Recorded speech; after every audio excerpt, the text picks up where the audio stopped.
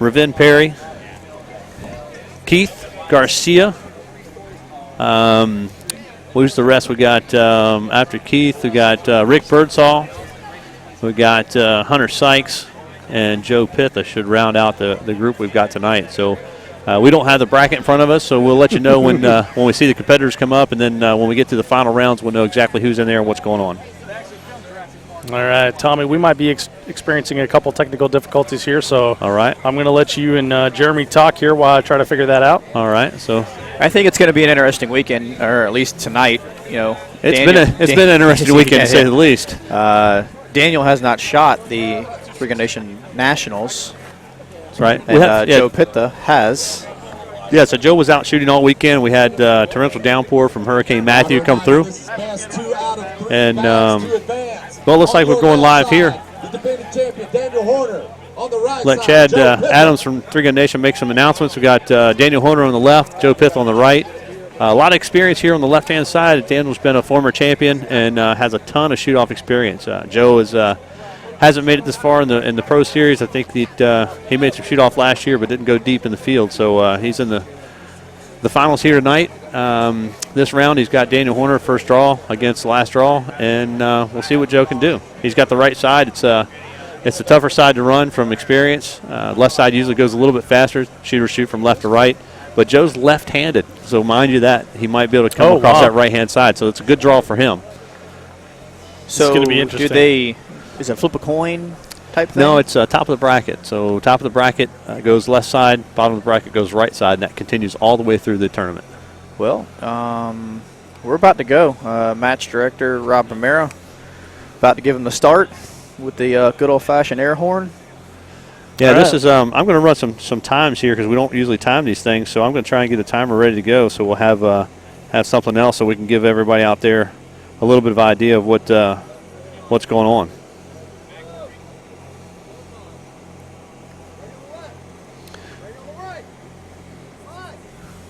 And they're live. Here we go. Romero's with that air horn, of course. Good start. Both competitors up. Daniel Horner out to a lead. He's got his rifle plates down, progressing over to the shotgun, and looks like he's got probably a 3-bird lead. Cleaning out the shotgun. He's already on pistol. Joe just dropped the shotgun. Oh wow! But he got it back in the barricade, and he's going to town trying to catch up. He's quite a bit behind now. When you get that far behind, all you can do is just relax and come back and finish strong. So Tommy, do you have to finish that out? Like, I mean, obviously it's very apparent who won there. Why does Joe keep shooting at those plates? Well, I mean, I can speak from past experience. My 2012 victory came when I was 16th coming into the bracket and had Daniel in the first round. And Daniel beat me by 2-3 plates, but I continued to finish.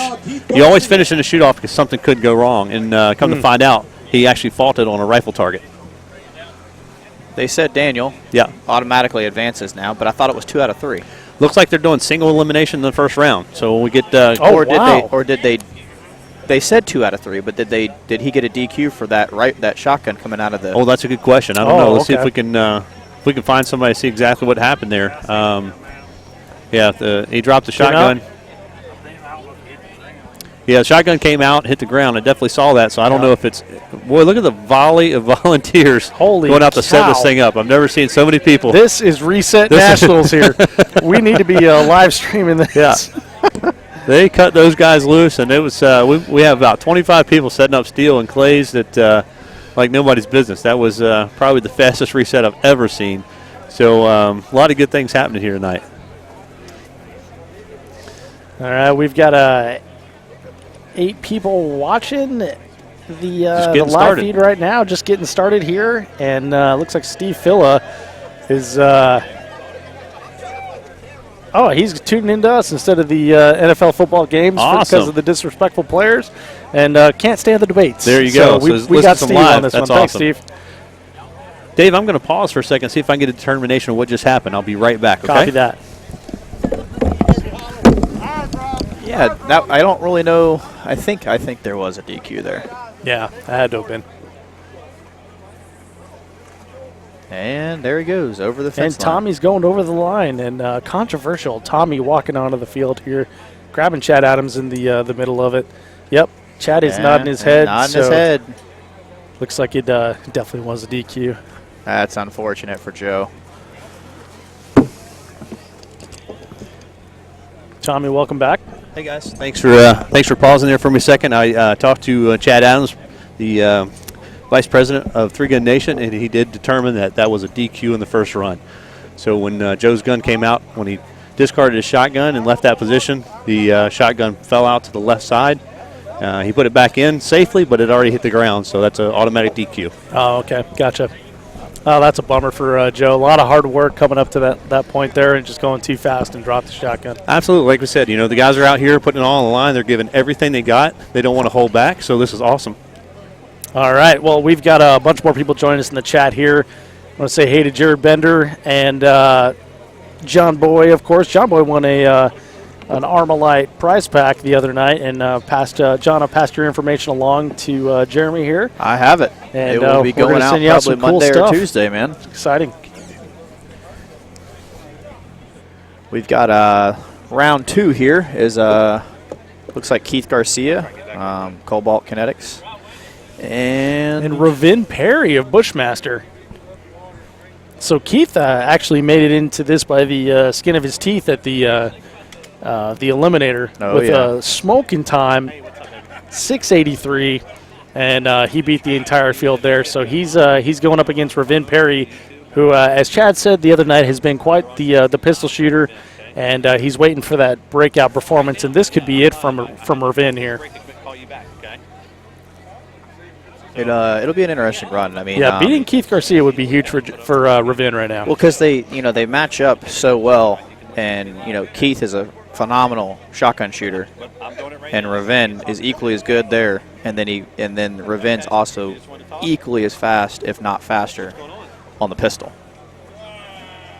Yeah, so Keith is he's known as like the dry fire master. I mean, we're always watching videos of Keith trying new things with gun manipulations and working really hard on his manipulations dry fire wise, and Ravin was sold as the dry fire Jedi. In the old Three Gun Nation Pro Series television show, it actually drives home on his lunch break to dry fire.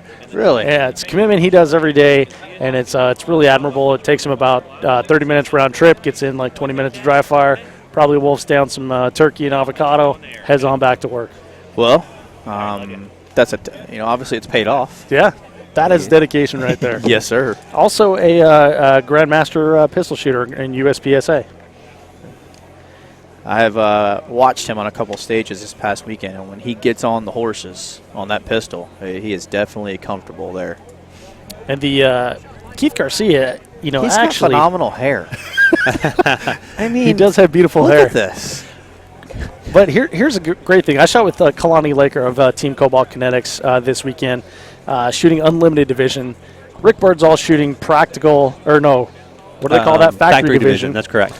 Rick Bird's all shooting factory, and Keith Garcia is shooting practical. That's right. It's a sweep. It's a complete sweep of nationals. They all took first place. Yep. That's awesome. I mean, Amazing, what that's all about. They came out and decided they were going to not compete against each other. They were going to split up and shoot different divisions, and it's paid off. It absolutely has paid off. And when they put that team together, Keith being the team captain, handpicked everyone, and of course, a bunch of great competitors. Yeah, absolutely. So we got some speed shooters here. Keith does a lot of stuff on YouTube. You can see his speed out there. So there's going to be a sprint to the first stage or first position. Well, they're digging in now. They're digging in. I think Ravin's going to get him for the first shot. We'll see if we can put the clock on this one and see what we got. Keith has actually dropped a bunch of pounds this year too, and he's looking svelte out there, and he is definitely moving quick. Absolutely. Ravin's got that huge stride. Yeah, and he's Ravin's a little faster. Yep. And a little bobble pick up the rifle. So it's like right at 6 seconds. Yep. Ravin gets that shot off first, but Keith is leading him on the plates. Keith dropping the rifle, picking up the shotgun. He's going to be fast on shotgun. He always is. Going to do it. Big volley coming to the pistol, and they picked up almost at the same time. So it's definitely a race to the end. And it's Keith Garcia by 3 plates. 3 plates, and that's about a 24.5-second run is what I clocked that at. So that's That's where we're at. Oh, that's the first one. So he knows he's Keith got. turns around. He shouts, "That's one!" That's to the audience. So so what we saw there is Ravin got him out of the box and to the first gun, but he bobbed the rifle. So anytime from a competitor standpoint, when you don't get that good pickup off the bat, it really slows you down. Everything kind of just steps back, and mentally you got to take a second just to get prepped again and then get on the gas. And that's one of the toughest things. That if something doesn't go wrong in this, or something doesn't go right in this format, it just throws the entire run out of whack. Yeah. So Tommy, that's obviously going into your head, and when you're coming to the pistol box, which is about 10 yards away from one another, when you're coming into the pistol box, you're looking at your pistol, but you're seeing Keith coming out of your peripheral. Does that do anything for you when you get on that first plate? Oh, absolutely. So, when you come out of the rifle position or shotgun, whatever the first position is, and you turn to that next position and you're running in, if you do not focus on the gun or focus on the next box, if you look up at that competitor, that will break your concentration. And once your concentration broken, you're done. And I've seen that in the past. Last shoot-off that was running man-to-man like this before Greg knocked me out the past 2 years. So 3 years back, I lost to Kalani in the semifinals. Okay. And it was the same thing. I was up. It was 1-1 and coming into the final match. And when I turned out of the rifle box, I looked up, and I come straight over, and I saw Kalani run at the same time and lost complete train of thought. I picked up the pistol and was like, what am I doing? Though. I know, it was like he was just coming at me with the flying Hawaiian, and he was coming there, and I was like, here it comes. And for some reason, I looked up. I was like, why did I do that? And that's what's going through my head as I'm picking up the handgun. It's like, why did I look at Kalani? And then I started shooting, and I was all over the place. I wonder what Kalani's thinking right now. Exactly right, So that's one of the things, that's match prep and coming in here and finding, your game. We've talked about that last night. Yeah. Or night before last, talking about your game, shoot your game. And if in this format, you have to shoot your game. You can't listen to your competitor. If you're coming to your gun and you pick up and you're like, I want to beat him the first shot, and then you hear him shoot first, you're done because you're not focused on what you need to do. Right. So that's one of the important things is coming out here and shooting your game. Well, Tommy, these guys are getting back up, ready to go again, and I want to remind the audience listening out there that we are monitoring the chat. So go ahead and take a peek at the chat and get your questions up. We've got Tommy Thacker with us, Jeremy Gresham of SAC, and just joining us now is the man we were actually just talking about, the Flying Hawaiian, Kalani Laker. Yeah, so let's take it back. We're talking about First of all, Kalani, welcome to the show, man. Yeah, go ahead. What's up, guys? Good to see you guys again. Good to see you, Kalani. I'm glad you're here, man. So we were just talking about some years past, and we'd seen each other in the shoot off before, and I was talking about one of the previous times that I was kicked out in a shoot off, and you were that guy before Greg done it 2 years in a row. So we were talking about focus and coming into those positions and making sure that you pay attention to what the next gun or the next array is, and not your competitor running right at you. And in that array out in Vegas that we shot together, it was I think it was 1-1. We're coming into the final run against each other, and coming out of that last box, I was running to pick up the pistol, and I just kind of looked over and saw you running at me, and that was the last thing I remember. I forgot I was shooting pistol. Yeah, absolutely. I think there's two things to always remember when it comes to man-on-man or man versus man shoot-offs is you got to live in the present, in the present time. Make sure that you only worry about the target that you're looking at that moment, and not worry about anything else. Yeah, Those are absolutely. Two things, That's right. So it's definitely hard, and it's a mental game at this point because everybody at this level are straight. I mean, we're all meat eaters. We're all carnivores. I mean, this is what we do for a living. And at this point, we don't ever worry about who this guy can't hit that target. This guy can't hit that target. Right. We're just worried about what we can do and do it better than the other guy. We got Keith, your teammate, going up a Ravin Perry on the left, Keith on the right. And, of course, Rob Romero sounding the horn here. This guy's, a fierce competitor himself, and he's out here officiating. Here we go. Looks like Ravin to the rifle again first. Ravin definitely got there. Yep. Keith getting those plates down first. Kalani still has 2 rifle plates left. Keith is done with his shotgun. Yeah, Ravin has just got left. I'm sorry. That's all right. Kalani is sitting next to us. Keith kind of slowed down, took his time, made sure he didn't make any mistakes. Yeah, he finished strong. Ravin finishing it out. Yeah, so that's a prime example of this game. This game is speed and accuracy, and in this game, accuracy rules. Yes. Right. So someone can be faster than you, but it's so much easier to when times get tough it's easier to just rely upon your accuracy. Absolutely. And Keith is a beast when it comes to fundamentals. Yeah. And that's it. That's at this level. It's going as fast as you can, but your sights have to be there. You have to call the shot. You cannot afford a miss in this format. So, Kalani, I asked Tommy earlier, and I'd like to know from you as well. How do you focus on what you're doing at hand and not your competitor when you're turning toward each other and running right at the next box? The first thing I do in these shoot-offs is I double plug. So I run both foamies and headset if I can. That's the first thing. And then what I do is when I move to the second box or the third box is I look right at the next right at the next weapon, and I'm worried about the first target that I'm going to present the firearm to. Right. So that's just a mental focus, making sure that you don't make that mistake looking across the range to your competitor. There's no reason to look up at the competitor. It doesn't matter where they're at. We go back to playing your game. This becomes a man versus man event, but really it's you against yourself. So if you come in here and play your game and run your strengths, then you're going to win. Yeah, totally agree. So me and Tommy have been doing this for so long that I can remember, me and him have so many conversations over the years that we don't talk about. It's funny because me and Tommy don't talk about guns. We don't talk about the newest ammo out there. We talk about just straight training and mental prep. That's all we talk about. And it's funny because if you look at our interviews throughout the years, that's all it is. There's nothing about the latest gear out there. Because the gear is what it is, and it's always going to be with the wonderful companies that we have in the United States. It's always going to be better the next year. So we don't worry about that. Okay, we help them, but we help them improve for everybody, right? We help them improve all the equipment. Right. But when me and Tommy talk, it is only about training, and it's only about mental preparation. So that's all this game is at this point, at this high level. It's the same thing. You look across all the professional sports out there. Whether it be golf, any of the ball and stick sports out there, it's all mental at that point. No one worries about the 40-yard dash at this point. It's all about preparing yourself for the next position or the next shot or the next game. Like you said, not only are the equipment that you're using so close in every aspect, but also each other athletically, your shooting capabilities and all that. That's all training, and like you're saying. It's how much do you want to put on the mental game of it, and yes. That's going to be huge. Speaking of mental game, we've got probably one of the best in the business coming up on the left side is Greg Jordan, number 2 seed coming in here, and he's going up against Hunter Sykes on the right-hand side. Hunter was the last qualifier coming in on the semis here, and it's had a stellar year. This really a standout year for him, making it into this series and qualifying for the finals here. But we go back to Greg. Greg's been doing this for many years now, and he's always a solid finisher. And the final big championship has evaded him for the past couple of years by milliseconds, it seems. And when it comes to time and energy spent on the range and mental prep, I don't know there's anybody that puts more time in than Greg. So he's a student of the game, constantly learning, constantly evolving his training, and he does not give up. He's relentless. Yeah, and Greg is a perfect example of what we were just talking about. He has more nicknames than I do, and I have a ton. and all of mine are based on emotion and silly physical prowess.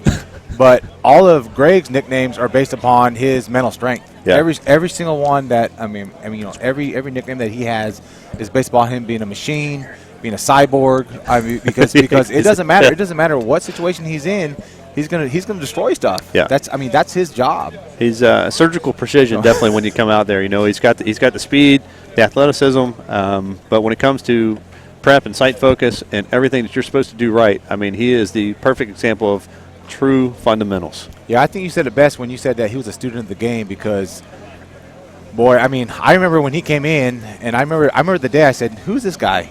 I saw him on the score sheet, and I was like, "Whoa, okay, this guy has something, something to prove." He just came out of nowhere, and bam, that's the top. And he's shooting up against Hunter Sykes tonight, who's a relative newcomer. He is. He's been around for a while, and he's kind of what's that word called? The guy, the guy that comes from A dark, no. a dark knight.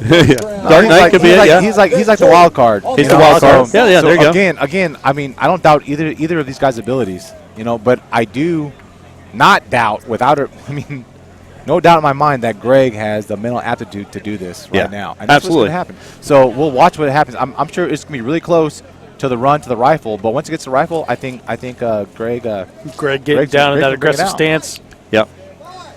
And here we go. It's a big sprint. Looks like they're pretty even getting out to the outer boxes, close. picking Greg's up the rifles. Got the rifle up first. Greg breaks the first shot. It's about equal on the first shot, but Greg's making quick work, and he's into the second position already. He's on the shotgun. Very smooth getting out of there, and he's actually finished with shotgun. He's 1 for 1 so far. One miss on the plate before the stop plate. He finished the stop plate, and that was a 23.5-second run. So that was a pretty smooth run right there. And, Hunter didn't finish this one. Greg Jordan. No, it's like he might have gotten a jam or something. Did he have a malfunction with the pistol and stop short, or just, either just that, or that might be that might be Hunter's inexperience in this kind of situation where most of the veterans know that no matter what happens, you finish the stage, and so he might have just kind of laid up at the end, and that's what happens. But how many has there been, Tommy? I mean, there's probably been 3 or 4 in the last 5 or 6 years, matchups where someone leaves a clay up or leaves a steel up, like a rifle steel up. Absolutely. Some type of fault, and that's a default win to the competitor who finishes. So if the competitor on left or right leaves a target and has a penalty, the competitor opposite them wins as long as they finish. So it doesn't matter if it takes you 10 minutes. Right. If you have some kind of crazy malfunction, finish it out is the finish message it. there. Always finish. And you're a shoot-off, it doesn't matter where you're shooting off, what the event is. But if it's a shoot-off, it's man versus man shoot-off, you finish. And, sometimes it's almost humiliating at point because you're having something really bad go wrong or you're just not seeing your sights. Whatever it is, always finish. You go to that last target and knock it down. Well, Tommy, we do have a couple people in the chat here asking questions. Well, first is, of course, how's the weather over there? Because, of course, last time we were live, we were soaked to the bone. And I must admit, my toes are a little cold because of my boots are still wet from shooting yesterday. But it is dry right now. It's a little bit chilly, but not too bad. I will take chilly over soaking wet any day. Absolutely. And much better conditions for this shoot-off here. Let's see, a couple guys commenting on Keith's win there. Yeah, Keith, took 2 straight away, 2 out of 3. And question is from John: is the shotgun limited to 9 rounds? Yes, they're division capacity for all firearms tonight. So rifles loaded to full capacity, handguns loaded to full capacity, and shotgun loaded to division capacity. So that's going to put them at a 9-round capacity for. Looks like we got 7 targets out there. So they've got extra 2 rounds, which is odd for this type of shoot-off. Usually they run it right to the max or cause some type of reload. So I think it's because we're running like a truncated sort of width stage here. Yeah, absolutely. We don't have as wide a bay as they had originally set up. We had massive hurricane come through. Absolutely. So we got a little bit of flooding. The plate racks got washed out. The poppers got overrun. I think they're still underwater over there, actually, because these are not the poppers we had earlier. And I believe it was 12 clays on the outside, so they were going to force a reload in there. Yeah, so I actually like this layout. I think the pistol targets are closer together, which creates more speed. And then, since it's a last array, I think it creates a little more drama on certain matchups. I like the 7 clays because it lets guys rip. Absolutely. They can just let it go. So, Kalani, I'm going to have you describe the layout to our audience here who's listening. First, we got a quick question from Hayes Custom Guns. What happened to Pitha? Pitha dropped his shotgun and was DQ'd. That's right. First unfortunate. Yeah, he was in the moment. He was doing everything right, and he was just trying to go a little too fast. And it happens, man. I mean, because here's the deal: if you don't go too fast, you'll never know exactly where your top speed's at. That's a good point, Kalani. That's something that I teach a lot of times. Is you can't teach speed. You can teach accuracy. You can teach somebody to see different things, but you can't teach speed. And until you go and get on the gas and know exactly what you've got and how fast you're going, you'll never know how fast is. So we're getting ready for our second run here. Greg on the left, Hunter on the right. Greg's up 1-0, and both are in aggressive stance, getting ready to go. Hunter's got the finger twitch going. He's excited. And Greg is just like a machine. Yep, that's it. Makes it to the box gets first, rifle up first. First shot first plate down first. Both competitors having a little bit of problem with the rifle. They're even coming out of the rifle. Wow. This is going to be interesting for Hunter if he's got a chance to come back. Greg's got a two clay lead. He knows that coming in that he's going to have a race with the pistol plates coming down to the end. And Hunter pulled off an upset, and he knows it. Absolutely. There we go. So now we're 1-1. This is now we got to shoot off. Now I can look at Hunter right now. He's got the camera in his face. You can see the expression. He's shaking his hands. He's pumped, man. Yeah, there's so much adrenaline through him right now. Okay, so I'll bring up something different because that's who I am. Greg did the exact same thing he did last shoot-off. Last year? Mm-hmm. He did nothing. Oh, I mean, just now, he lost instead of won. He did the exact same thing. He turned around, took a deep breath, walked over to his gear bag. Yeah, that's it. So and mental prep. Hunter just wigged out. Yeah. So he got his money's worth from this. Yeah, absolutely. So I mean that goes for experience. Is that win or lose, Greg's going to continue to do the same thing. He's going to get back into the mental prep. He knows what he has to do. He's got to reset. He's probably analyzing right now what went through that first run, what those rifle mistakes were. He knows he was clean on the shotgun and then pistol. He just got a little bit ahead of himself. I think he knew that it was tight coming in, and he pushed a little bit too hard. And that's where this round will come back. He'll come back strong and get back in his game, and that's where it's all about. Hunter is he's on cloud nine right now. He's like, you got to run up on Greg, and he's got to get himself grounded before the start of this third run. So, Kalani, while they're making ready here, why don't you go ahead and describe the stage to the listeners at home who are not watching the live stream on Three Gun Nation's Facebook page? Sure, absolutely. So, the two competitors will start in the middle of the in the middle of the bay, and at the start horn, back to back. Yep, back to back. Okay, this is PG Raider, right? So, yeah, back to back.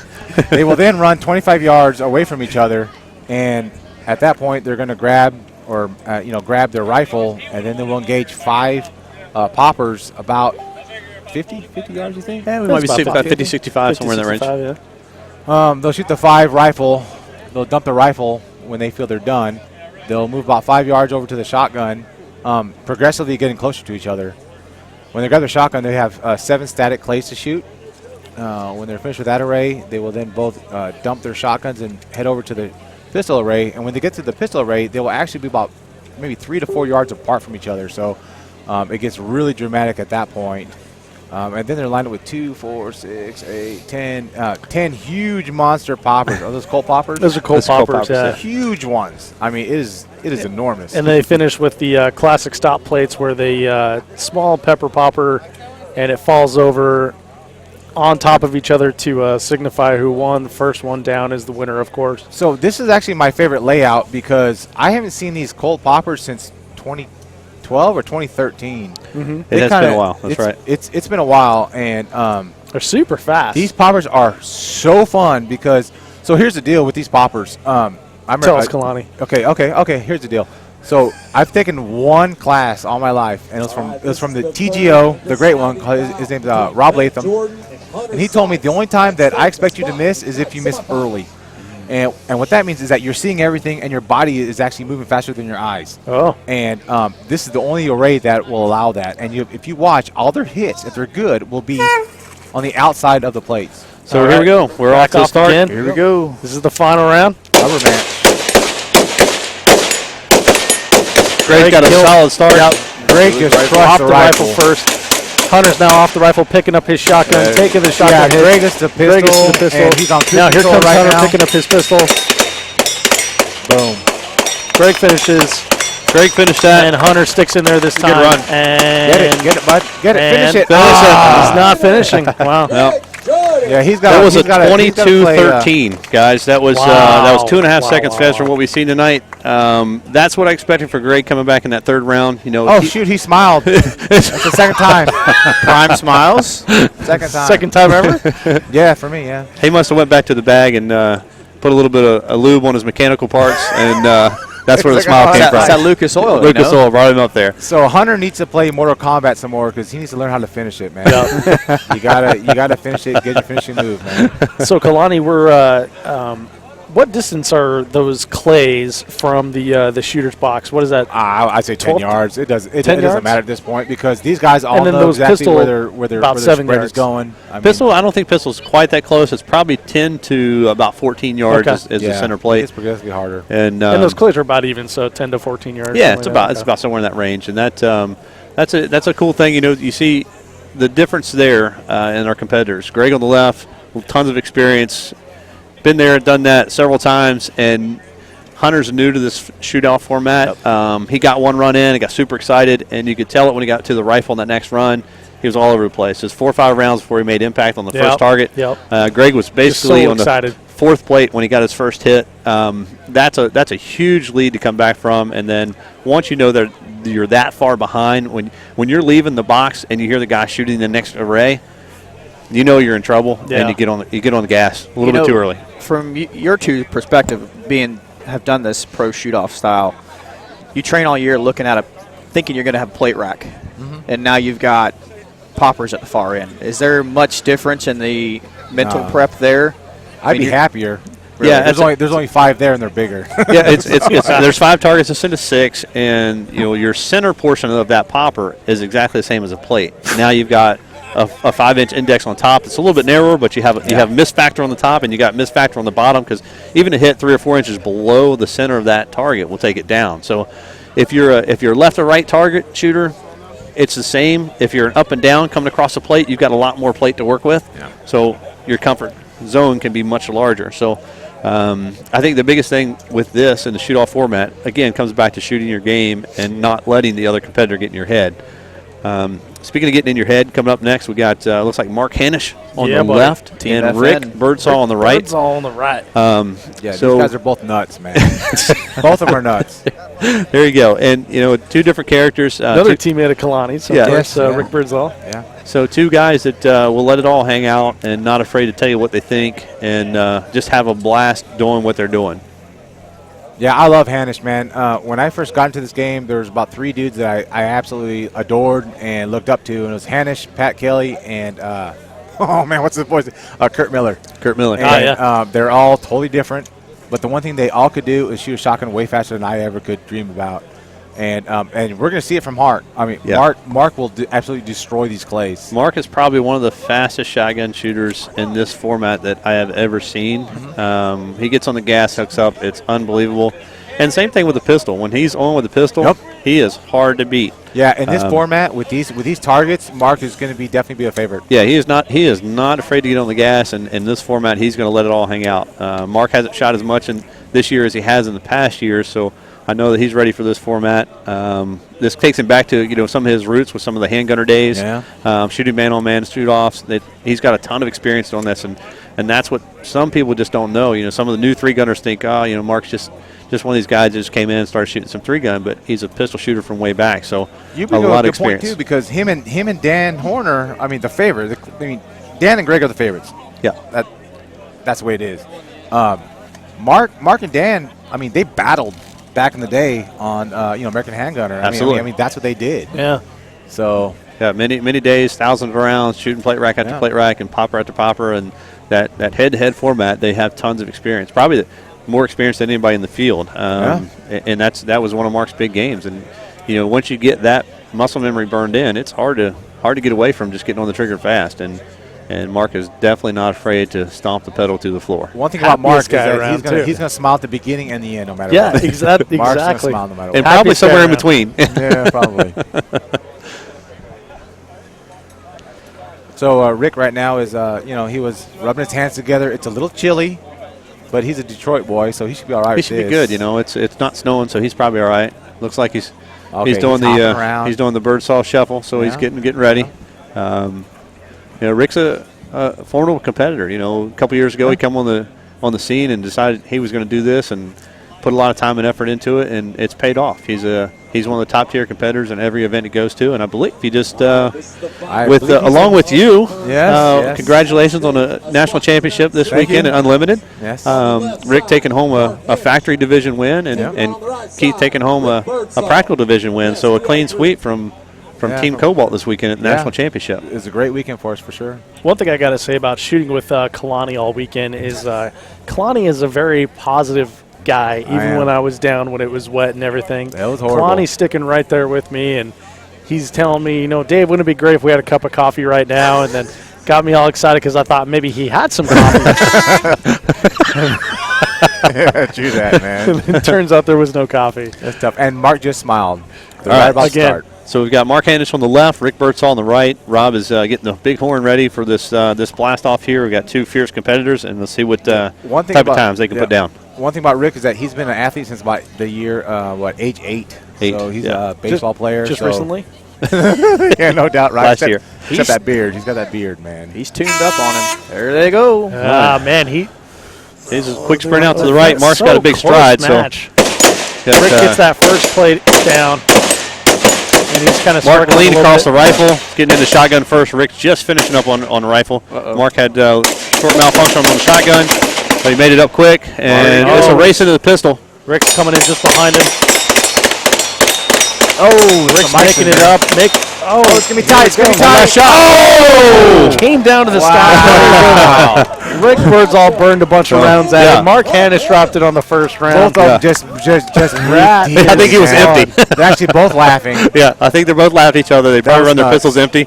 I think they shot it out with 30 rounds on 14 plates, but Mark came out victorious in the first run. One of the longer strings we've seen so far. Mark had a slight malfunction with the shotgun over there, but he got back on the gas and had one makeup shot and then came back for a strong finish and got on the pistol array, and I think it got into both of their heads that they were coming in there even. So they went all out. And shoot, man, Mark has a double hit on his last popper or second last popper. Yeah, so that's something we're talking about with that transition is he's getting over that stop plate, but he's just on the gas so fast that his eyes were ahead of his body, and he just didn't get it over there. So he hit two times on the last popper before going to the stop plate.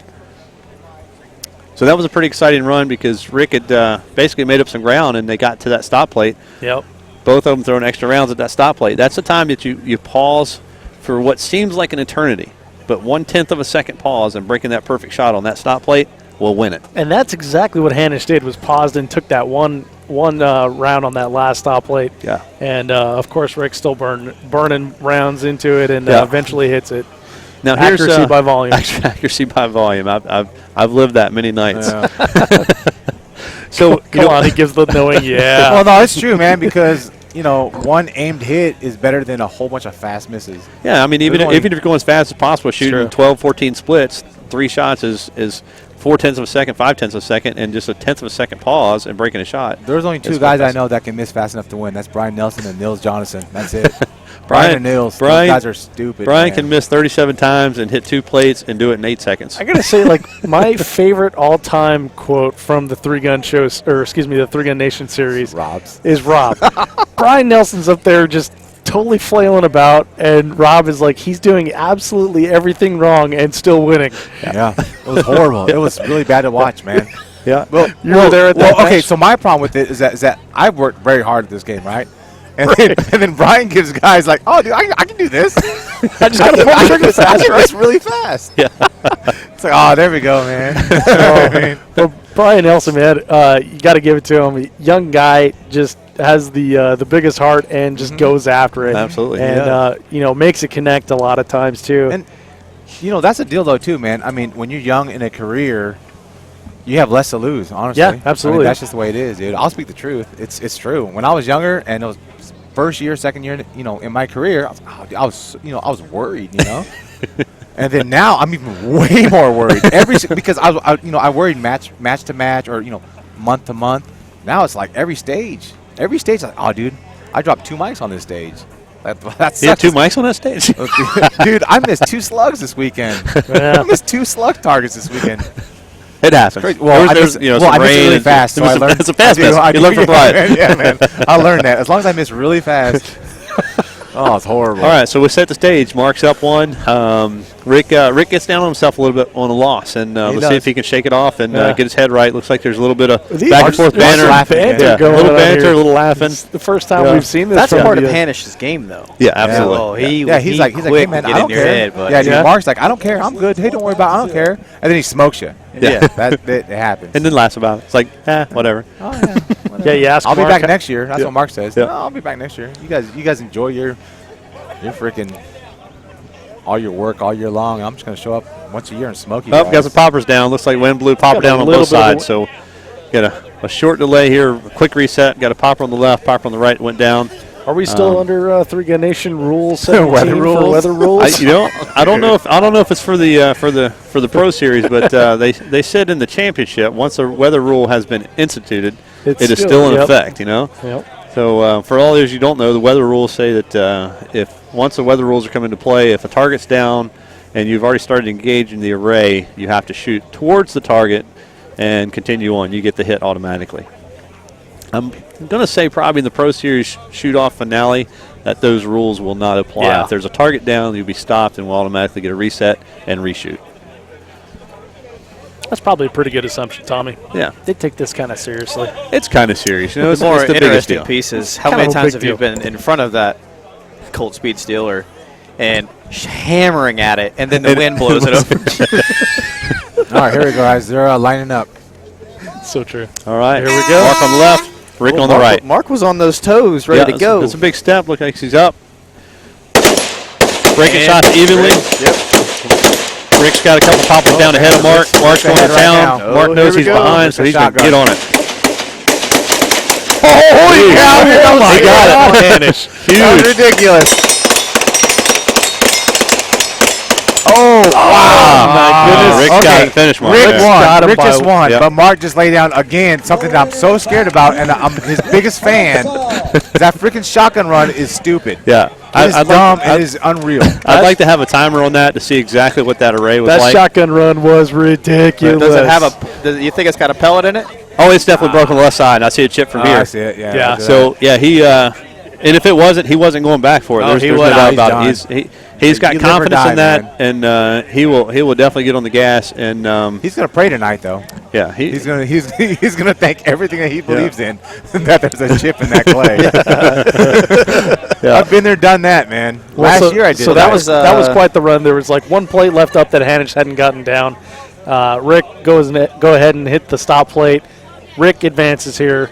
no, it's 1-1, right? No, it's Oh, it's 1-1. Yeah, 1-1. It's 1-1. It's 1-1. Yeah, Good we're luck. 1-1. I'm sorry, guys. I just That's looked what- up. You're ahead. So Where have you yeah. been? So no, it's all right. We're 1-1 now. So it's another going to the final round, a series of 3, and that's a part of the best 2 of 3 that makes it super exciting. It That's- really is more fun when they get it down to 1-1. Yeah, absolutely. And Tommy, our buddy Tabor Bright's joining us on the live stream here. All right. He's watching us. And he's hanging out in Tabor. the chat. Good to see you, Tabor. Bright. Checking things out, man. Listen to Team FN member Mark getting here to finish up, and what we've got is Mark on the left, Rick Birdsall on the right, and we've got a 1-1 race right now. So the this final run will determine who moves into the final, I guess, semifinal rounds. We still have one more. Yeah. We'll go to 4 By the from way, this round. Rick and Mark are both shooting new rifles this year. FN with their new competition rifle. That's right. Actually, a pretty cool rifle that I actually got to shoot Tabor Bright's. It was a really nice rifle. And then, of course, the Cobalt Kinetics came out of nowhere and put together this slam dunk team here of Mr. Laker and Mr. Gersey and Mr. Birdsall. Yeah, And, so- of course, Mr. Atkinson. That's right. Yep. So a good matchup here tonight, and this. I would say that right now, Rick's been in this spot before, and having one down and one to go. Mark's been in this numerous times. I think if it was a confidence meter only, I would say Mark's got the edge. But anything can happen in this format. It takes one target, it takes one step, it takes anything to go wrong and get you off your game plan, and it's going home early. Yeah, this Just is like that. definitely- Yeah, this can be hard to call. I mean, I love Mark and I love Rick, but based on that last performance on the rifle, because Tommy, rifle makes this game. Dude. Oh, absolutely. I mean, There's no Yeah. doubt about it. Whether you're shooting a short base stage or a long range stage, tough. or an offhand plate rack or offhand plates Yeah. like this, rifle is the determining factor. So we're only judged upon our last performance, and Rick smoked the rifle last time, which surprised me. It was because he's running, as far as I know, he's still running a 1x optic. A 1x yeah, optic. a little his red dot that he shot in I would in never do factory that, dude. division. I don't care. I would have. Yeah. I would have brought 2 rifles just for this match. Man. Then the other side of I mean, it is that's that silly. you got the mental side that we just saw with the machine earlier that Greg come out Yeah, that's and he true. went down in the second round or the second run and he come back just super strong. Absolutely So- right, because Mark doesn't care what happened. Just Exactly. that last That's one, done. he's like, whatever, dude, it's done. In fact, I think Mark just blew his nose. Yeah. He does. He He's like, doesn't care, man. Whatever, dude. You know. Yeah, whatever. All right, they're both getting ready. They're both getting set right now. Rick is getting to his little, athletic baseball stance. Rick is actually facing the fans. That's how much he cares about. Yeah, that's what and he's smiling. And he's smiling. Look how happy that guy is. Come on, guys. Come on, crowd. Stop. Okay, and he just put up a freaking. There we go. Thumbs up run. Rick just did big sprint out to the left, big sprint out to the right. Smooth pickup. Yeah, both of them. Rick with the first hit.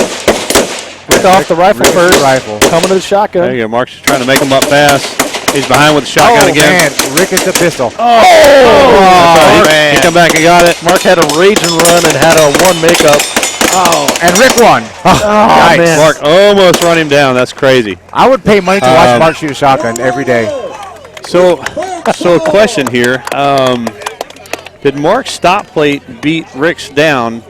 And if it did, he automatically loses. But what I'm getting at is that if he would have connected on that last plate before the stop plate, he would have got him on the pistol. He would have got him. Yeah. He would have run him down. So now, I can't see it from here. It might be that Mark's is on top. But well, we got to pay close attention when they set up. I think Rick is under there. Is it? Okay. I think Rick got under there. Okay. Well, I mean, either way, Mark closed the distance on the pistol, but that begs another, thing we can talk about is that Mark is moving left to right, and Rick is shooting right to left, and it was something that I never really thought about. What? What do we got here? Oh, Rob was. They're just packing up guns. I thought Rob was waving off the resetters. Yeah. Okay, here's the stop plate coming up. Yep, Rick was. Rick was down first. Rick okay. won. So with an edger, man. But that's something that we've seen before that the competitor on the left or competitor on the right comes off that last plate in the array and overswings the stop plate. Mm-hmm. And if they could be ahead by an entire array, if they overswing their last target, overswing their stop plate and hit the opponent's stop plate, so they automatically lose that. Yeah, that's one thing. Here's the deal too. Like I think what a lot of I'd say 95% of shooters don't realize is that they feel better shooting left to right.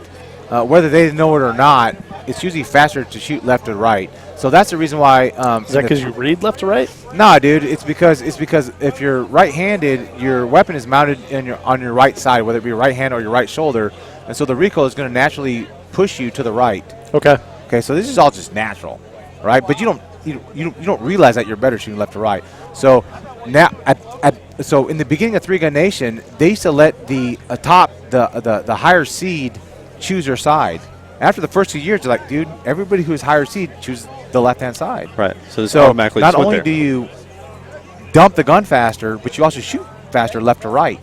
So you shoot left to right and you dump your gun, and then you move, and then you launch better left to right also. Right. So at this point, Three Gun Nation doesn't even ask you your opinion anymore. Top seed gets the left side. Right. There he is. Yeah, my man. You stealing my water, bro? Brah. Hey, Rick, do you need some water, man? That's a good run, buddy. Rick. Oh, he's not. He's going to ignore me now. Rick, Rick's going to big time me now. Yeah, Rick's doing some happy dance. He will until tonight, and he's going to cry on my shoulder. He's got to get ready for the next run. And he's about to run down the crowd and give them all high fives. He's running down my water is what he's doing. I mean, like, he's straight beeline from the shooter's box to my water. Yeah, we've got a good matchup coming up here, guys. Daniel Horner, Keith. This is Keith Garcia against Daniel Horner. Oh, man. You say that Greg and Daniel are what everyone's looking forward to, but there's a lot of people out there that have gotten behind Keith Garcia this year. This year Keith has definitely made a huge movement towards his fan base. Yes, absolutely. Without a doubt. Mm-hmm. And he's definitely out there on social media, and I think the one thing that people have really enjoyed with Keith is that, he's out there every single day on the range, and he finds these tips and tricks, and he's not the kind of guy that's going to hide them, because I would. Yeah, I'd be straight up like, hey man, I learned a new trick, and you guys will see it in the next match. Yeah. But Keith is like, hey man, I learned a new trick, and I'll show it to you guys, 2 days before the next match. Yeah, but meanwhile, he's been practicing it with him for 6 months. Love the dude, man. So yeah, they're just kind of prepping, getting ready, man. Dan is in his new black AMU shirt, which I don't like at all. I don't know that that he likes it. I mean, black shirt's super hot. Loose fitting, man. Loose fitting. It's like a medium. He needs a. He's going to grow into it. Is this like his formal wear, or I don't know. It looks yeah. He was ready to go to the awards banquet or something, and instead he decided to shoot. But it's too baggy. It's going to cause too much wind drag. So. It's like going to be like a parachute, slow him down. Yeah, dude. I don't know if the parachute would slow him down. Man. I mean, this Keith is like this looks unfair. This looks unfair. We've got lightweight and middleweight. I'm being generous with Keith on the middleweight. Keith listens to the show, by the way. That's what I'm saying. Right. Keith, we were just talking about that before we started. That's what we were talking about. If there's one guy I know that laughs at himself, it's Keith. He wanted to make sure that we mentioned Here's the deal, how good he looked on TV. Here's the deal, even though we're on radio. is that Keith has been in the public eye so much, good and bad, honestly. Yeah. And he smiles. It's just look at him taking a big deep He breath, does. clearing his head. He's getting ready. They're gonna shake and smile. Oh, a little huggy. Yeah. Oh, Some bromance. man. Some bromance. Holy cow! I think they just exchanged numbers too. That was weird. Is that jealousy that I hear? What's up with that, man? I got both their numbers, man. Got bumped to number 3. I'm gonna FaceTime them tonight. All right, here we go. Dan on the left, Keith on the right. Dan is super low. Keith is ready. Super aggressive. Big start, big push out. Dan makes it to the box first. And Almost simultaneously shots off. wow. Dan's Keith? got a 4-plate lead off the rifle. Still on rifle. Dan's done with the shotgun. Dropped it like a hot rock. And oh man, Dan just burned through that pistol. Wow. That was ridiculous. that was an impressive pistol run. Dan and killed that whole pistol run between the two. that pistol run from Daniel. guys, I got that somewhere around 21 seconds. So super fast run with a couple makeups at the beginning. Looks like he had 2 rifle makeups. Burned the shotgun and dropped that thing like a hot rock. Had some problems on the rifle there. Like that, uncharacteristic of him, especially this season. He did not have one plate down when Daniel was completely done with that array. Yeah, All right, let's see if they're gonna hug. I think the hugs are gone. We got that out of the way. We got that out of the way already. What I would assume that, I can't speak for Keith because I'm not in his shoes and see what he sees, but typically when something like that happens, it's a bad mount. Yes. So you come out of there, you're trying to get the gun up your shoulder and get on target as soon as possible, and instead of taking a slight second to readjust and make sure you're right, you just get on the gas and start shooting. And that sets you up. Shoot through it. Yeah, you try and shoot through it, but that first shot counts so much in a shoot-off like this. Because if the first shot is dead center on that plate rack, now you can index across the right. Right. Uh-oh. Oh, Rick's coming back. He's got a minute here. He's going to talk to us. Got a live feed with What's up, Rick? Dog? Oh, we got Lakers all day, son. I had to dab on him for you. Rick, welcome to the show. Did you see it? No, dude. But I saw your little hang loose, son. I did it just for you. I dabbed all over him. Oh man. Well, Rick, thanks for taking time out. We know that you're a busy man right now, but coming over to see what's going on. How you feeling after that first run, man? I'll tell you what. After that very first run, I knew I could take it because you can't miss that many times and be that close to winning. Yeah. I knew if I just hit the target, I'd be all right. Yeah. So what were you and Hanish talking about when you guys are getting ready to go up there? It looks like you guys were jabbing back and forth and messing around with each other. Well, I mean, it's all about a little bit of gamesmanship. I mean, I can't go into too much detail, but let's just say he may or may not have just put that shotgun together,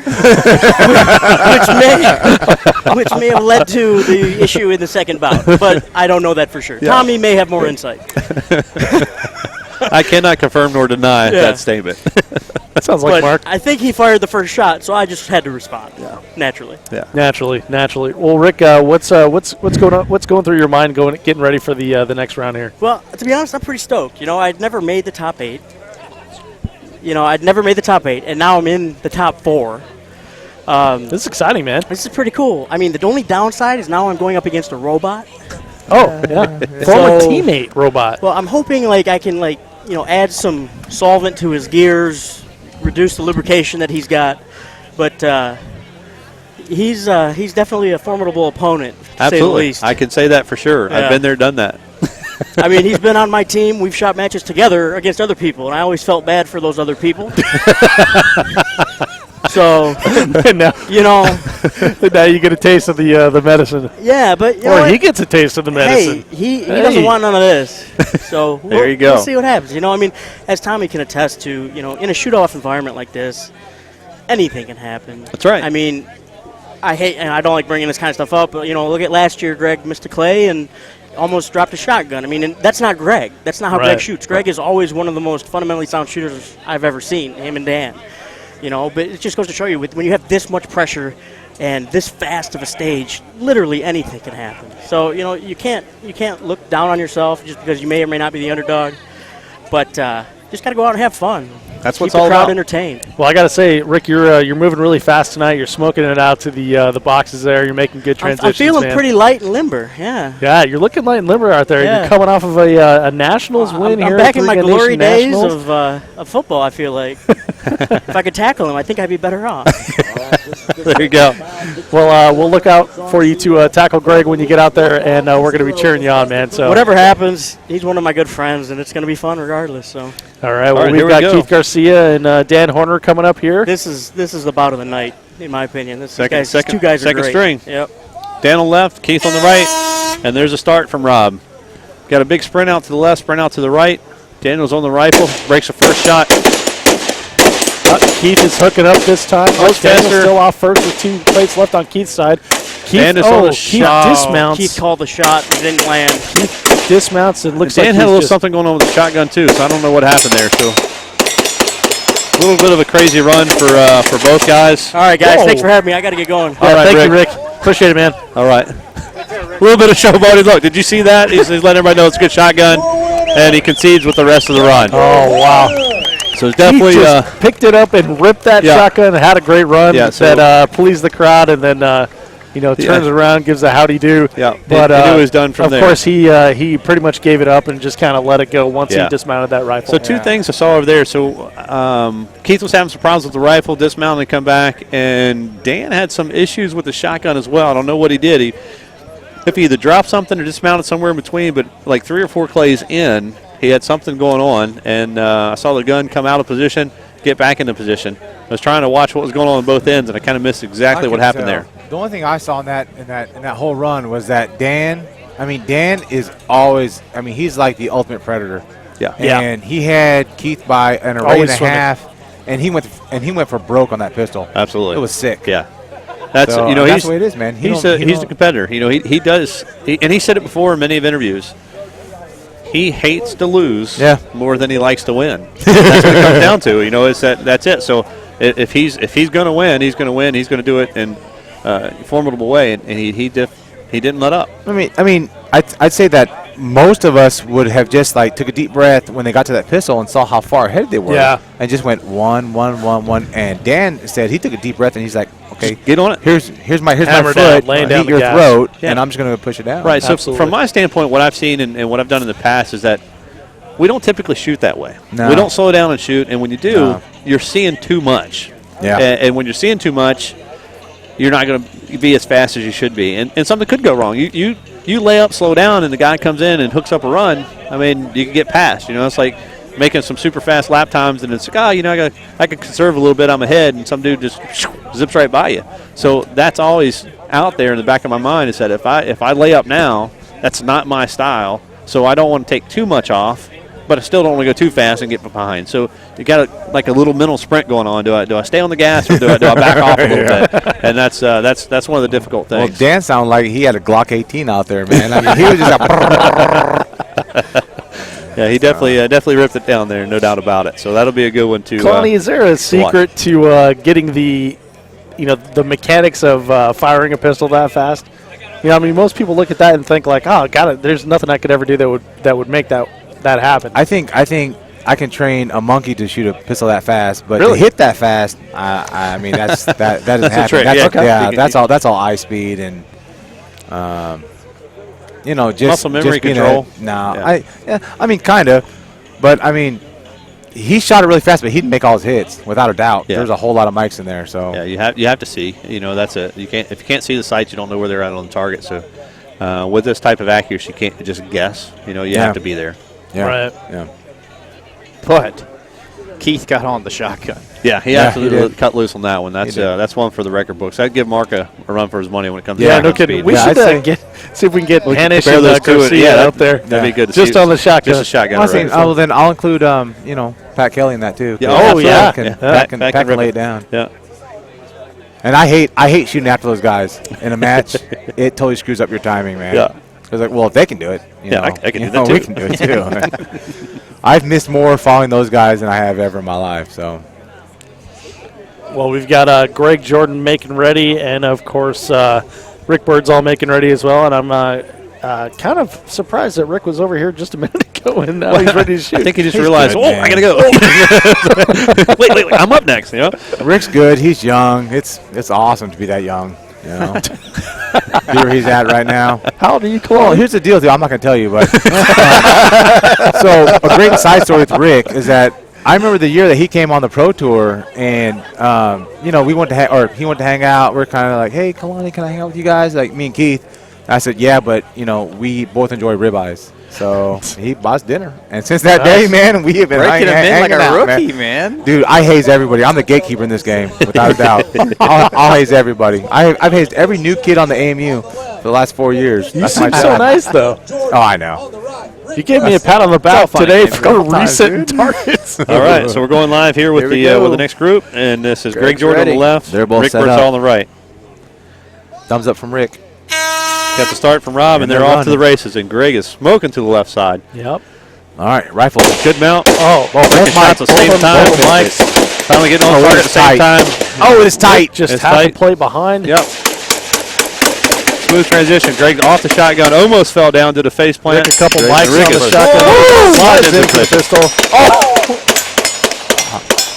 And a 22 flat run from Greg, and Rick finishes up strong. That Rick That was almost actually pretty close, man. overran that box with the slide about 3 feet past. I think that- Tommy, that's a good example of why Greg, you finish out the stage. Greg spent like 4 or 5 rounds at that last plate, and if Rick had just given up right there, he Absolutely. could have come back and you can run them down. It Yeah, doesn't absolutely. take that last transition to the small plate is difficult, and it never goes as well as planned. So anything can happen. We got one more run to see what who we got, and then we'll start breaking this thing down. We got Take a Rick deep here breath, Rick. taking a deep Rick coming breath, back and getting taking a a drink, breath of water. relaxing. asking for some Jedi wisdom. make your first rifle hit.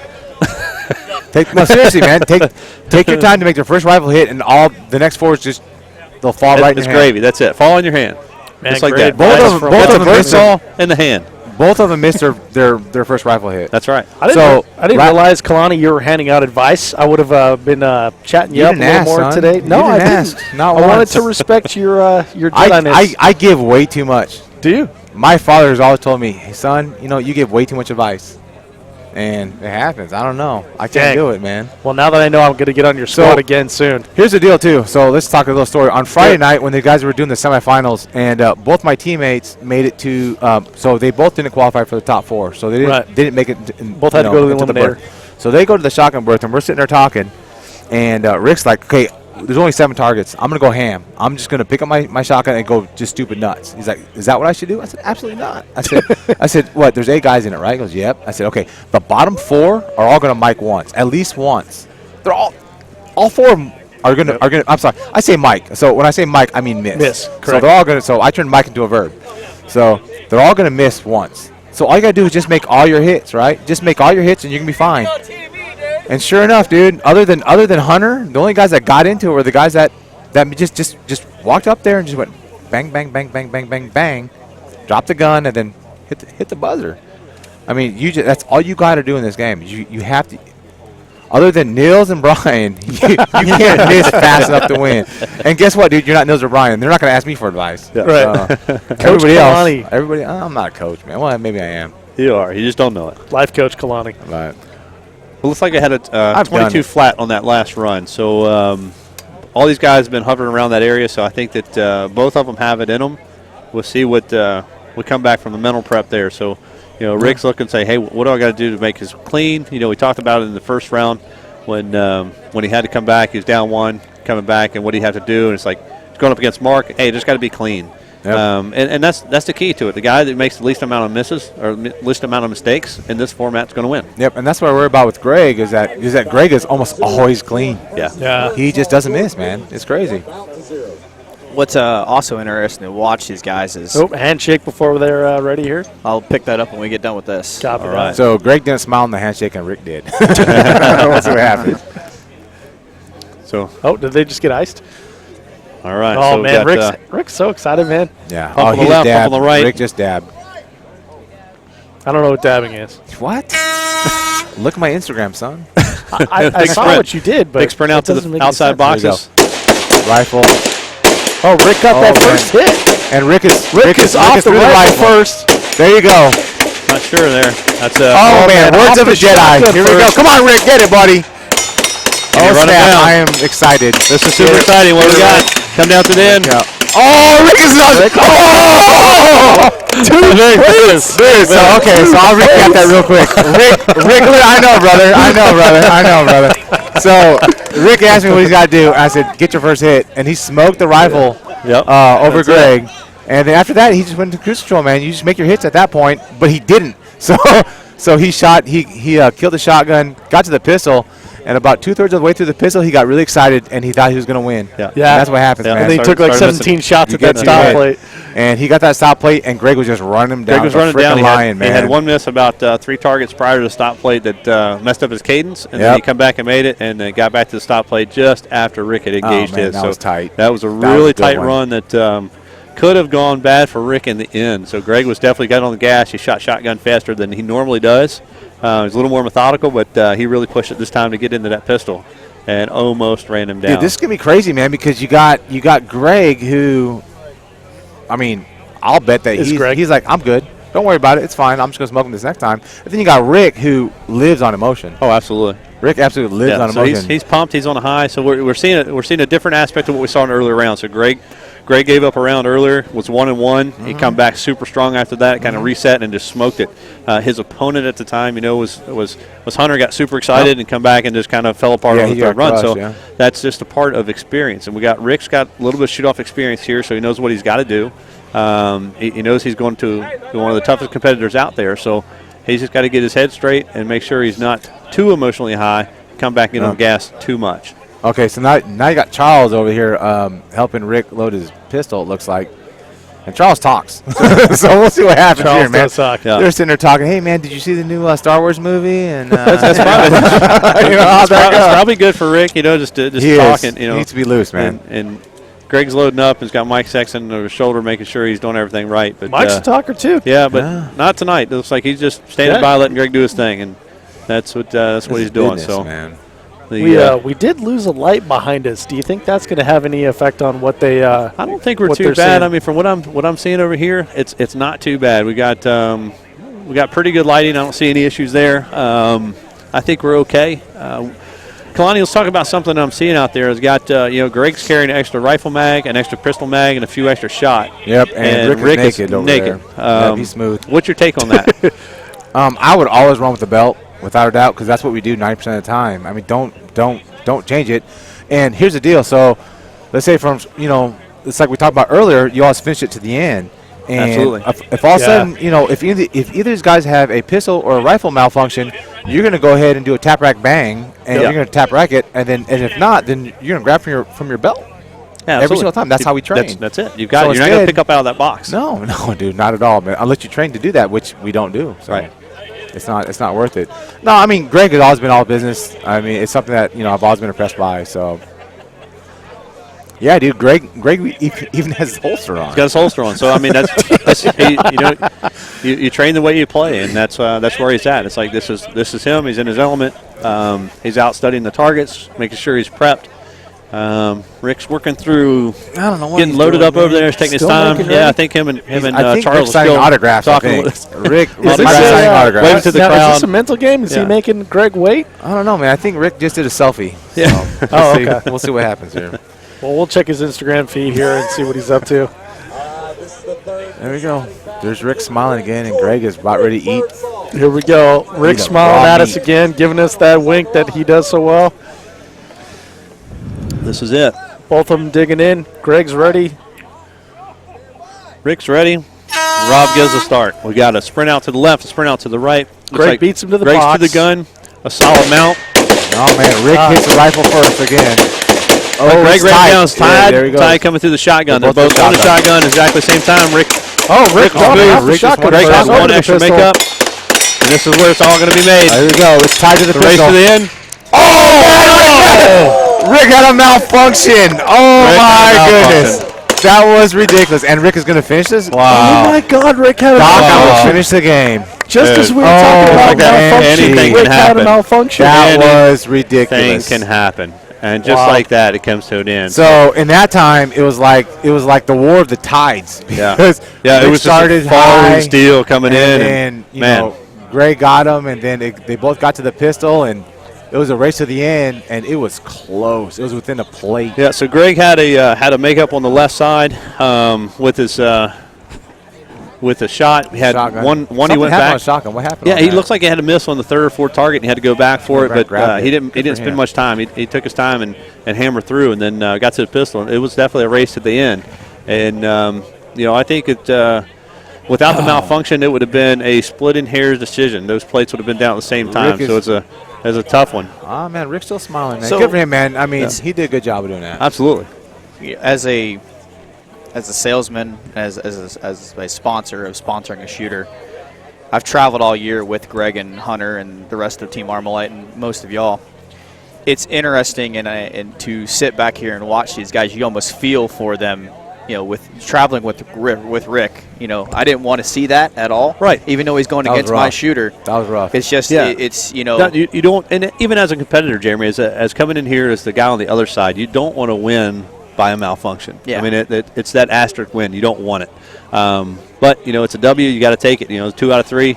You'll take the best 2 out of 3, whatever it is. So yeah, no, absolutely. you got to do what you got to do, and that's a part of the game. That hey, it's just the way the cookie crumbles at the time. So as much as we hate to see it, it happens, Yeah. and that's part of the game too, man. Yeah. I mean, as pro shooters, we have to take care of our equipment as well as Yeah, our bodies absolutely. for training. Right. And we all come out here, we shoot together, and then when we're on the line, we're fierce competitors, but we're sitting here talking about all the fun times and good times that we have. So we're having a blast. And you guys are shooting the same division this year, unlimited. Yeah, Tommy, you shooting unlimited? I did, man. I snuck in some on the East Coast. I didn't do anything on the West Coast, man. I didn't do anything on the East I Coast. know, man. I mean, you know how it is, man. Oh, you guys got that rap battle Yeah, thing going. we got the colors going, man. So I'm kind of Midwesterner, so I could go. Tupac and Biggie, Yeah, dude. Exactly. I could go West Coast or East Coast. So now Somebody's going to get shot. is So this do we teammate got? versus teammate here. is this for this This battle third. for third? Oh my god! Are you serious? wow. This is a tough one. Keith Garcia, Rick Birdsall coming up here. Oh, this is gonna be ugly. Keith All on right. the left, Rick All right, on the right. teammate Kalani, let's talk us through this. What do you see going down here? What's the game plan? Okay, so Rick is still ending on a high because he knew that Rick is like, okay, you know what? I should have won that, but I had a malfunction. So he's confident, and when Rick is confident, he's pretty freaking hard to beat. Man. Absolutely. I beat that into him, by the way. But Keith, I don't know, man. I don't know what happened with him versus Dan, and it's like, Keith this year has been the alpha hunter all since January. We'll see what happens. We'll see if Keith's gonna kind of do the big brother little brother things on him. And We'll see where it turns out. if it gets bloody, I guess I'll have to throw my mic off and and see what happens. But it'll be good. It'll look good in the photo op for sure. So Kalani, quick question, man. What kind of ammunition are these guys out here shooting? Maybe not specific brand or something like that, but okay. are they doing anything different than Sure. like their normal match prep? Absolutely. So on anything under 100, on any targets under about 100 yards, most of the top guys are going to run something, a very low grain, a low weight, 223. So they're probably Like a both shooting 55 55s or grain type 50s. I mean, 50s, dude, okay. I'll tell you right now, in the height of the Pro Series, when we were in Tulsa like 6 times a year, most of the top guys were running 45 grain 223s. I mean, we were pretty much shooting Q-tips out the front of our rifles, man. I mean, that's what we were really shooting. Just trying to make it softer. Yeah, absolutely. Yeah, you just have to make a hole in the paper. Yeah, hole in paper, man. I mean, we were shooting. I mean, we were. You're shooting like no steel, right? I loaded Q-tips, and that's what happens. I mean, you were shooting like something less than a 22 long rifle, so you're trying your best. So they're both shooting very low weight rifle. Their pistol is probably 124 grain jacket of hollow points. We've all found that the jacket of hollow points are the most accurate that we found with the rearward weight bias. It kind of helps with accuracy versus like a round nose or something like that. I gotcha. Keith is a boss. He's shooting full power shotgun for sure because I bought it for him. So he shoots full power.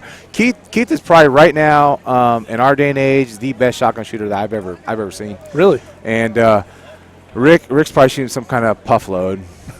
It's probably pink for So sure. how about like pistol load? Are they shooting any sort of like match ammunition, or is this stuff that Keith's they load probably shooting themselves? factory. Actually, they're both shooting factory as far as I understand it. Okay. I'm shooting Freedom. Rick's Rick's probably shooting, Atlanta Arms. yeah. Oh, yeah, yeah, Atlanta Arms. AAA, and Keith is Hornady. And we're all shooting just factory. And this is like stuff you can get in a box. Anyone Yep. can go buy it. Yep. Okay. Yep. Keith's done already. He's already loaded up and gotten ready. He's hanging out with Rob. Rick taking his time once again. Yeah, that actually might be his. Oh, you know what? He's loading magazines. He might be actually seeing what magazine failed on him last time. Could be. Plus, So I he wouldn't use it. he just got done shooting, so he didn't have all his stuff loaded off the bat. Keith is gonna be. He's IGing right now. He's actually gonna Instagram. Oh, he's Instagramming. I think he is. Oh, he's asking someone in the crowd to take a No, picture. he's gonna. Yeah, because it's going on Instagram. Of course. Yeah, These Keith guys has in their definitely social stepped his media. game. Yeah, I mean, Look at that, a big brotherly hug, teammates. Oh my goodness. So this is going to be the comical run right here. This is everybody's having a good time, having some fun out there. So We've seen this before, though, man. Teammate versus teammate. Absolutely. It from happened, many years ago, this is. Well, here's the deal, too, though, this is it. brother, is that you have team versus team, but I'll tell you right now that 75% of all the runs out here are friend versus friend. Yeah, absolutely. It is That's crappy. right. It is crappy. Yeah, that's the part of it is we compete, but we are all friends. Some of the dudes that I've knocked out, I felt kind of bad for at least a minute or two, so thank Tom. A full minute or a minute or two. So yeah, maybe a little longer, as long as it takes me to unload my shotgun. All right, here we go. We got left side, Oh, Keith man. Garcia, right side, Rick giving us to Birdsall. hang loose again. And they're off. Both are throwing Oh, it gravel looks on the like Rick sprint. just beats him a little bit to the box. First shot. Of course, he doesn't make it. Oh man, Rick's off to the right. Rifle dialed. Absolutely. Getting to that shotgun first. Birdsall putting in a blizzard Birdsall run. putting it down It is again. good. Hope They are smoking here. so close. Both of them want to win. They can taste it. Oh, man, Rick. And the so- mag fly. Keith does his trademark, throw the mag in the air, and Rick still is probably the unsung hero of tonight because his rifle has been on point. Yeah. Absolutely. I'm impressed. Yeah. Man, Keith coming up with the win there, throwing that $130 2011 bag over his shoulder, like he's got two more at home or something. But that was a great run, man. Rick just gets so excited on those plates; it's hard for him to connect and hard for him to make it. I mean, he had it all the way going there. It's the adrenaline's pumping when you get to that point. You got so much going on. You're trying to stay focused, but your mental game just kind of goes out the window when you see it's that close. Yeah. So for third place, Keith is going to win $5,000 from Zero Tolerance Knives. Nice. It's not a bad night, Yeah, shoot, it's pretty good. Kalani, what percent of that is your cut? Most of it, really. we have a little bit of gambling debt to take care of. Yeah, me and Keith have actually traveled quite a bit since 2012 together. Yeah. So, and then all of a sudden we end up on the same team. It's like, okay, this is cool, man. Maybe I can, you can pay me back from all those, late night drinking and parties in Vegas. So. All those times he made you buy. There you go, Keith. Congratulations, brother. Nice work, Keith. Hoisting that check above his head. There you go. He's got a bunch of those too, man. Have you seen his garage? It's No. ridiculous, dude. He doesn't have wallpaper or paint. He's got checks. Big Oh, checks. really? Yeah. Big checks. It's actually pretty cool. We So- need to get some of those for acoustic barriers between the generators. Yeah, dude, he's absolutely. We he's could do something with that. Keith has been hungry since 2011, 2011, right? That's right. 2011. So Chad just came over here and told us what to do, but Okay. Yeah. So All right, there Chad's we go. the telling second- Tommy what to do here. second place finisher tonight will get $10,000 from Timney Triggers. Dang, Wow. I'll be That's a lot of triggers. I'll be carrying a big check, but I won't be carrying it home. I'm actually Man. giving this one away tonight. So I'll take a picture. You our take it second home. place winner will definitely have a pretty nice prize as a consolation prize to the winner taking home $50,000 from NRA Sports. Now, great Tommy, when consolation. someone takes that check to the bank, do they have to endorse the back? Now, You basically, you gotta this make one of those sure things you can take you a walk photo of? sideways through. Walk sideways the door, through the make sure you bank. come in, and then try not to scare everybody away. They think you got this big rob me note. But the hardest thing I had was trying to find a wallet to fit that big check in, and that was That was the big deal for me. Well, this is the matchup that everyone was waiting for and everyone was kind of expecting. Daniel Horner versus Greg Jordan, both of them making ready here. Daniel on the left and Greg on the right. So Greg's been shooting on the left the entire night.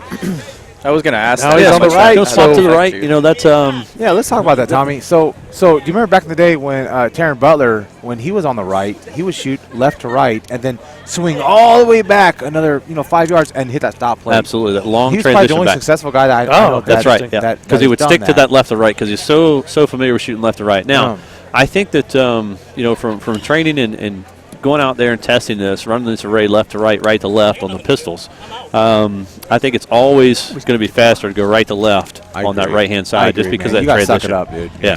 Yeah. You got to practice that for sure. I know when I train and I'm training on a plate rack or a array of targets that I do it both ways. Oh, you do? Oh yeah, absolutely, without a doubt. Yeah, mostly with the shotgun. Shotgun, it always kind of gets in my head because I love shooting left to right. Yeah. Because I end up having the cadence or the muscle memory. Yeah, muscle memory swing. Yeah, just go bang, bang, bang, bang, bang, left to right. And so then I really have to try, and I have to right to left's a little different than things aren't exactly the same. So your cadence is different. What you see is different. You pick up targets with your left eye because you're swinging right to left. So everything just changes a little bit. So you got to see things differently. Well, joining us here while these guys are making ready is Rick Birdsall, fresh off of some really close runs. Rick, tell me what happened on the pistol there, man. Just got away from me. I mean, it's tough, especially in this kind of environment. You lose your front sight for a minute and it's over. Dude, Rick, man, you were a meat eater on that rifle tonight. I got to hold down for the factory boys. Dude, you destroyed the rifle tonight. I'm really proud, man. Good job, buddy. I was pretty happy when they went from a plate rack to poppers. That was me too, man. That was a good choice for me. Said, give me those poppers, dog. All right, here we go, guys. We're getting into the finals. We got Daniel Horner on the left, Greg Jordan on the right. The robot versus the natural. I don't know if they shook hands or anything yet. Let's see what happens. There's no time for that. Though. This is a new rivalry, man. Kicking some dirt, man. There's no time for that. These guys have been like here, Cincinnati, done Pittsburgh. that. Absolutely. Except here we better. go. All right, guys, both low. They're digging low. And they're off. Man, they look like Usain Bolt. Daniel to the left, Greg to the right, both on the trigger about the same time. See here. Wow, they both missed on the rifle. Daniel off the rifle. Daniel got a coming little over head the start. shotgun. Now 2 Greg's plates. off the rifle as well. Oh, hesitation by Dan. Even hesitation, both but of them at the a same couple time. naked shots to the pistol. And this is actually a great. Daniel beats about 4 plates. 4 plates, yeah. Wow. Greg got a little bit behind. He got missed a second pistol plate on the right, and that set him up for a lot of transitions back and forth. They both missed on the first rifle shots, and then Daniel kind of took a lead, and then Greg took it back. Come to the shotgun. Absolutely, which is awesome. That's it. And I mean, then that's the type of race you want to see. Yeah, they got to the pistol. The hardest thing is trying to keep that handgun together the whole time. Dude, there's so many targets, and they're right in your face, man. Yep. They're right in your face. And it's so easy to take them for granted. That's the key is that you come in here and the targets are so big, so fast that you think, hey, this is easy, this is a gimme. Yep. And then you take it for granted, you overshoot it. And you can see it in both of the couple runs that I lost. I mean, I was solid through the first 5 plates or so. And if you start looking at the impacts, they start just getting away from you, and you go from the center of the plate, and you start overswinging, and it's just one of those things you can't do in this type of format. Nope. You look at guys like Dan, and they just don't do it. How was the sight picture with your pistol with the overhead lights? It was actually pretty good. Nice, that's really good. Yeah, it made it a lot easier. I think it's because they have the lights a lot closer to the line than they did the other night. Yeah, it felt more like a natural sight picture. I was actually able to pick up my fiber optic, which at night is usually very difficult. Friday night, I wasn't able to pick it up. I could only find the post. So, I think the light's adequate. I mean, you get a little bit of shadows on the plates, but you can't really eliminate that without a lot more lights.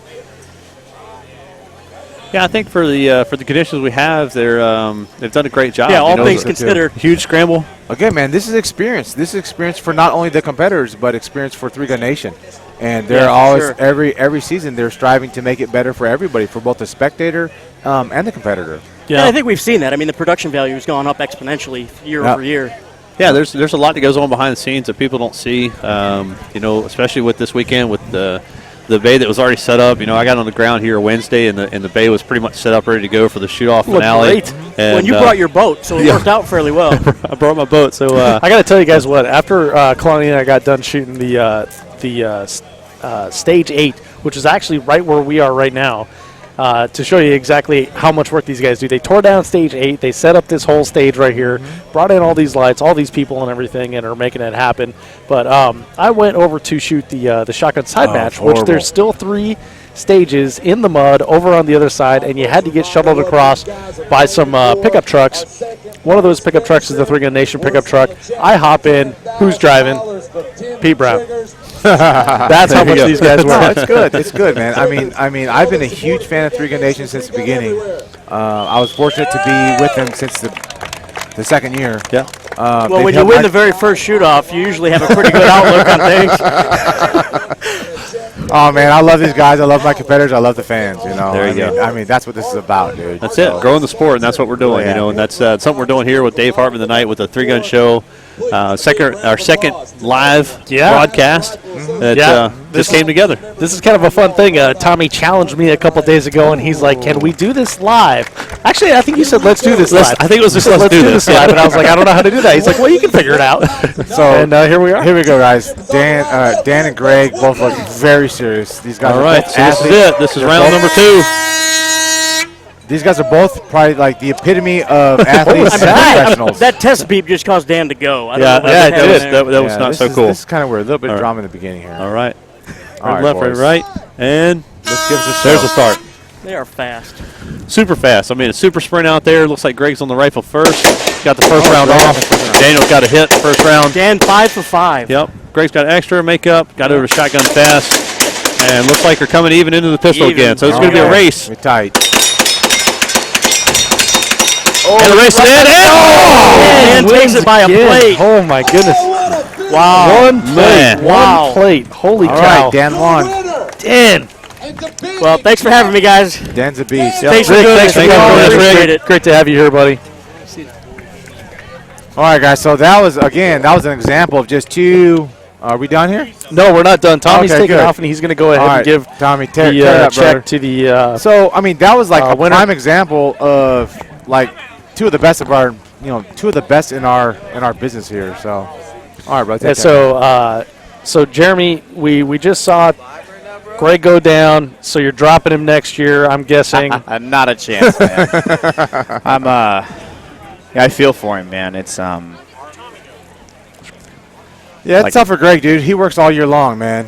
I mean, he works all. Well, everybody at the top here. I mean, we all work very, very hard. So, yeah, it's but you know what? It was entertaining. And these boys, like, when they walked up to the starting box, I was like, dang, these guys are professionals, and this is Right. what I strive to be. You know. Yeah. absolutely. Well, professional, I think, is the way to go when describing these guys. Well, like I said, Kalani, it's I've traveled with Greg at every match this year. I've been to his house to watch him train to get an idea of what he's mentally preparing himself for on a daily basis, and you can't help but just be overall Yeah, just it's rough. disappointed It's for rough. him. And then it's And look, Greg's family's here too, man. I mean, Absolutely. Yeah. Well, This is what he what does, a great show here, too. Like the former partners, Tommy Thacker, Greg Jordan. Tommy's giving Greg a check for $10,000. And well, that's the thing now too. I guess, Dave, is that 3 Gun has been around long enough that we have a history and a story. yeah, absolutely. I mean, we can sit here and talk about the history of 20 of the guys here. I mean, this is what we do, and we've done it for so long, and we've bled, and we've sweat, and we've cried over nights like this. So I'll tell you right now that one of these 8 guys are gonna go home and cry. Absolutely. I might. I mean, this is nuts, dude. I mean, this is a lot This of is emotions. nuts. This is a lot packed of up. emotion. But as a professional, you keep those emotions off the field, and then you go into your rental car. Yep. That you got the cheapest that you possibly could get, and you think about this, and you're gonna think about the 22 seconds that we spent on TV. I mean, it is very hard. Yeah, and it's a lot of hard work to get that second place. And these guys, like we've been saying the entire time, are super fierce competitors. And second is to them the first loser. So it's taking home 10 It's grand hard, is kind of dude. a kick in the Yeah, it's hard. kick in the butt. We're Kick our in the biggest. nuts. We're our Let's biggest call it like it critics. is. You can be back out here next year, Kalani? I hope so, man. I had some stuff pop up, this year, and I couldn't, 3 Three Gun Nation was very accommodating this year for me, and I couldn't do it this year. This is my first year, man. I was one of the longest running guys on this series, on this show, and then hashtag life. It just gets in the way.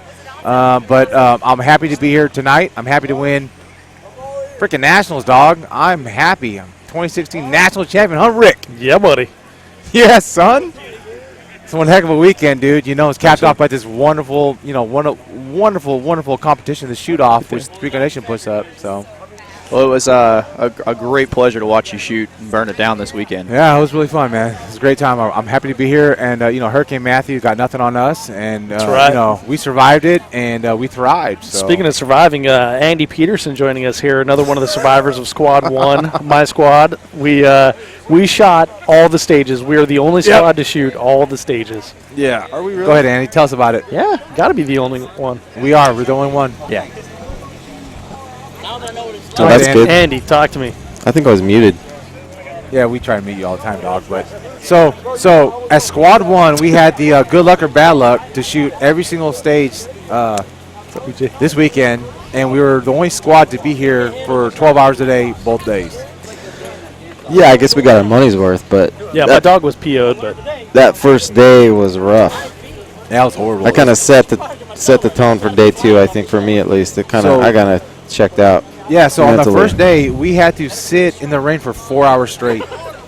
It was horrible. It was bad. That was second to the worst stage conditions I've ever shot in. The worst being 2 years ago at Hard as Hell. It was a blizzard, like 20 below zero. It was awful. But we didn't have to deal with cold, but the water was bad, especially with all the gear stress. Like gear stress is enough to deal with in 3-gun, but. Yeah, I was staying in the Timony trailer. Oh, yeah, brother. Tommy, I come back, and Tommy's got everything broken into springs and parts and pieces with a boot dryer blowing on them, trying to get them dried out.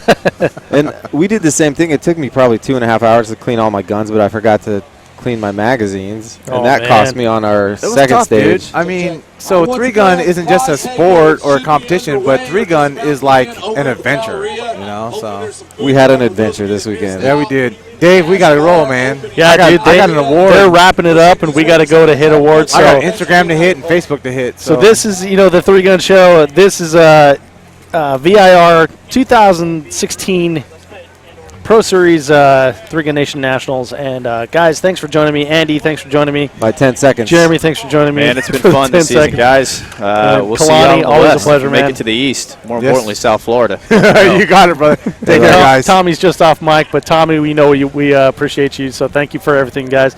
And to all the listeners, thank you, and we'll see you next week. All right, guys. Peace.